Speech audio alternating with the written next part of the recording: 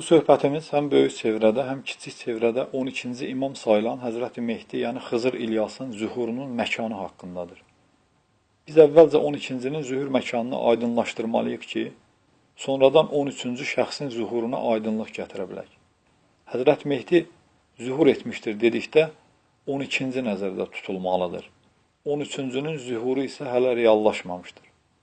12-ci Mehdi haqqında çox sayda ləqəblər söylənmişdir ki, bunlardan ən çox məşhur olanları bunlardır. Mehdi, Sahibəz-Zaman, Hüccət, 12-ci, Qaim, yəni qiyam edən, Müntəzər, yəni gözləyən, Qərim, borclu mənasını verən sözdür. Şərid, xalq onu tanımayıb və qəbul edə bilməyib mənasında işlənmişdir.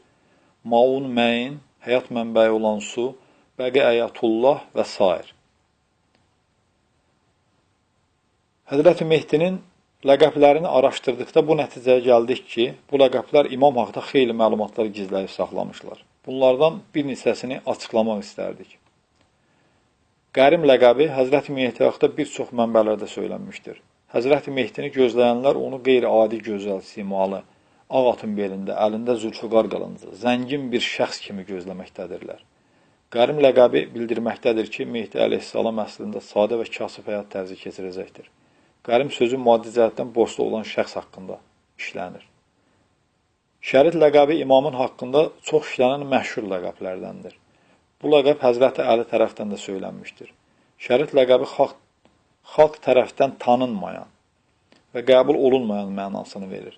Əlbəttə, xalq tərəfdən tanınmamaq və qəbul olunmamaq bütün peyğəmbərlərə xas olan, bütün mehdilərə xas olan bir taledir. Ancaq bu, 12-cinin həyatında daha çox özünü göstərəcəkdir. O səbəbdəndir ki, Xızır İlyas Hicri 1412-ci ildə zühur etməsinə baxmayaraq, günü bu günə qədər tanınmamışdır. Çünki Həzrəti Mehdi, mən Mehdiyəm deməyəcəkdir. Bəqi əyətullah ləqəbi çox məşhur olmasa da, araşdırılması olduqca vacibdir. İmam Muhammed Baqir tərəfindən Bəqi Əyətullah ifadəsinin Həzrəti Mehdiyə aid olduğu söylənmişdir. Bəs Bəqi Əyətullah ifadəsi hansı mənanı verir? Bəqi Əyətullah Allahın baqi ayəsi kimi tərcümə olunur. Bu ifadə Hud surəsi 86-cı ayədən götürülmüşdür. Bəqi Əyətullahu xayrun lakum in kuntum muminin. Əgər müminsinizsə, Allahın saxladığı və yaxud nemətlər kimi də tərcümə olunur. Əgər möminsinizsə, bilin ki, Allahın saxladığı sizin üçün daha xeyirlidir. Baqi sözü nemət, mənfəət, saxlanan, varlığının sonu olmayan, əbədi mənalarda da işlənir. Eyni zamanda Allah Teala'nın Əsma-i Hüsnada isimlərindən biri Baqidir. Bəs Baqi ayəsi, yaxud Allahın saxlanan ayəsi nədir və o harada saxlanılır? Bizim qarşımızda duran sual Həzrəti Mehdinin zühur məkanını tapmaqdır.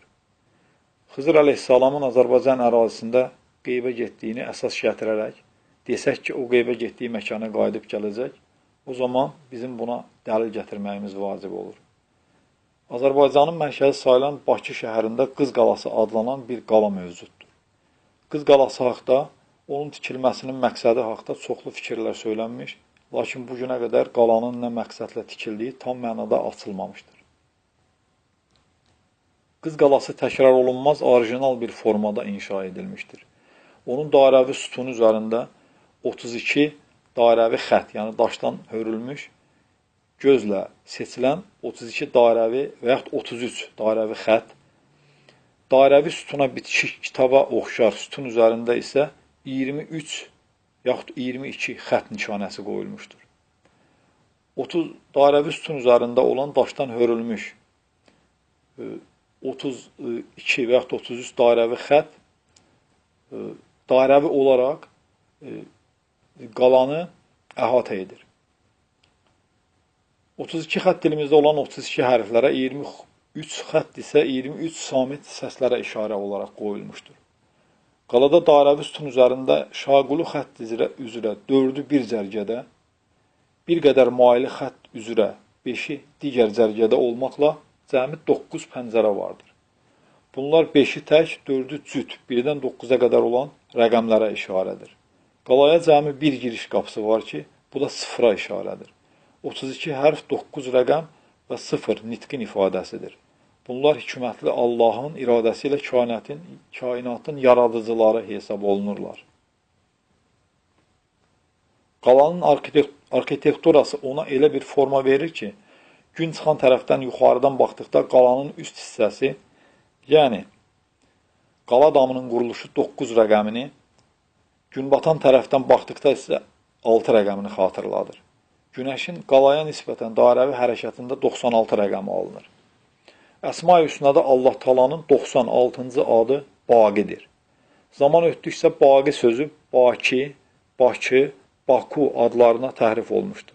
Əslində Bakı şəhərinin adı bu qalanın adından götürülmüşdür. Tarixdə Bakı şəhərinə Badi-Kubə, küləklər şəhəri deyildiyi də məlumdur. Ancaq Badi-Kubə adının Bakı adına çevrilməsi inandırıcı deyil. Öz dövründə Baqi qalasının böyük bir ziyarətgah olduğu ehtimal olunur.